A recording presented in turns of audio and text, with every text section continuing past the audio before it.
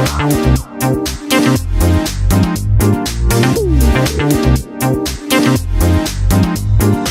there, this is just a quick video to show you how to add text to an image.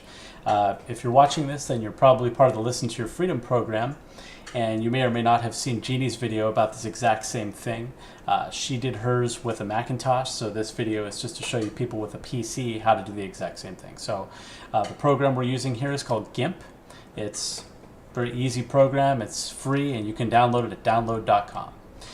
So we'll just start off here with a canvas of, this is a watercolor that Jeannie did herself, and you can just drag and drop that directly into the program here. And Jeannie used a quote in her video from Eleanor Roosevelt, so we're going to go ahead and use the exact same thing. Just do one thing every day that scares you. So the tool that we're looking for is this big A here, and you can select it. You can see that you can just start immediately adding text if you want, or if you double click, then you get a little tool options box, and what you can do here is you can change the font, the size of the font, the color of the font. And so if you have an idea of, you know, what you want to do with any of these aspects, then you can do that ahead of time before you ever start typing anything in. So that's what we're going to do in this case. So if you click on this little icon here, then you can select the font that you want. So we're going to scroll down, and we'll just use serif.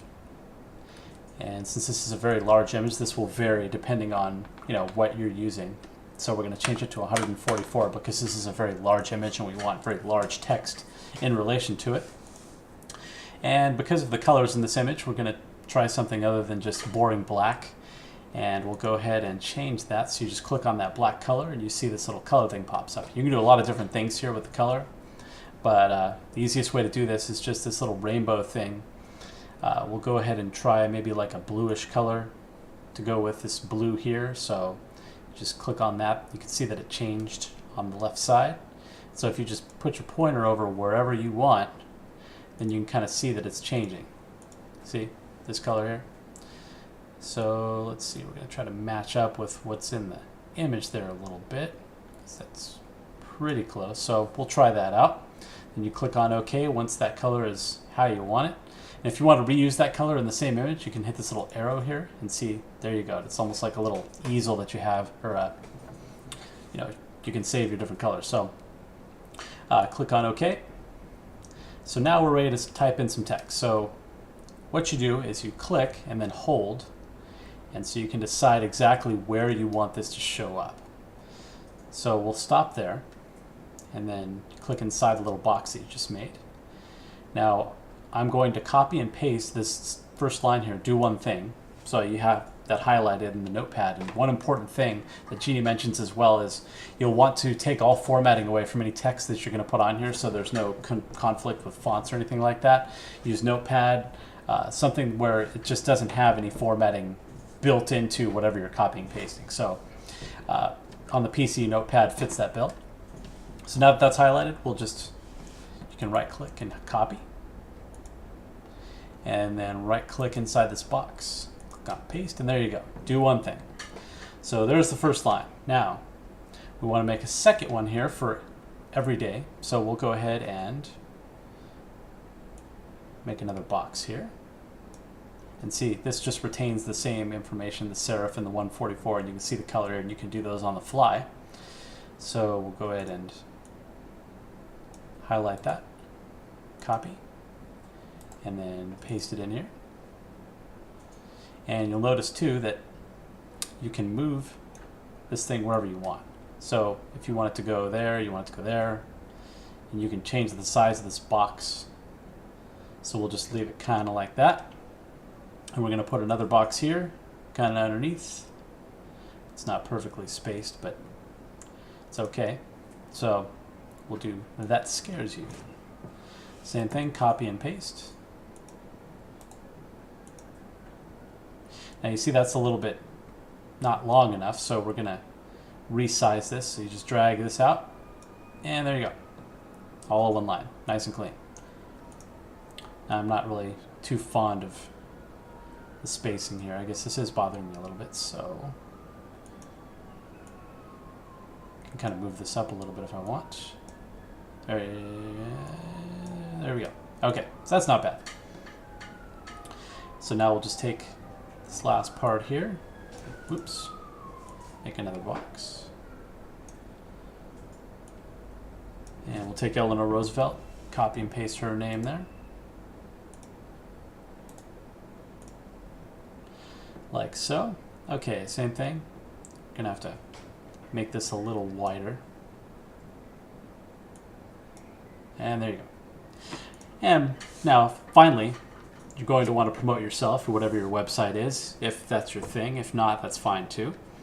But in this case, we're going to make one more box at the very bottom. And then we'll copy and paste Jeannie's URL here, listentoyourfreedom.com. Okay. So this one is going to be a little bit too long, and it kind of went off the page there. So you see that I kind of highlighted it. So I'll delete that there. Now I'm going to change this to a smaller font. So let me go ahead and do that. You see how I highlighted the little font size there? So I'm going to change that. Let's try 120. No, that's going to be a little bit too big. Let's try 96. Just make sure that it fits there. Oops. Guess we'll have to copy and paste it first. Okay, so we'll paste it, and there you go. So then we can highlight this. So if you double click and then triple click, and you see how it's all highlighted there, it's still 144. So let's change this down again to 96. And there you go. So now you see it's smaller, easier, etc., etc. Okay, so everything is there that we want. Everything looks, okay. Now you can obviously, change this to your heart's content, do whatever you want color-wise, or, make things smaller, make things bigger. But one important thing here is that you're going to want to probably put this into a specific image format. So the way you do that in GIMP is you're going to go to File, and you want to go to Export. Okay, so on the export screen here, this is going to allow you can see we're using a PNG now, but if you want to make a JPEG or some other type of format, you just click on this down here on the bottom, the select file type. And you'll see this huge list of different file types that you can change this to. So if we wanted to go with, say, PSD, if you wanted to work with it in Photoshop for whatever reason, JPEG, you've got a lot of different options here. So we'll go ahead and we're going to export this as a JPEG because that's a pretty popular one. So then once you've selected that, you just click on Export. That's going to give you a quality 90%. That's probably fine. If you want, you can change it to 100 if you don't want to lose anything. Probably won't be able to notice, but if you do, that's fine. Advanced options here, you probably won't have to touch that too much. The options that are default are usually going to work.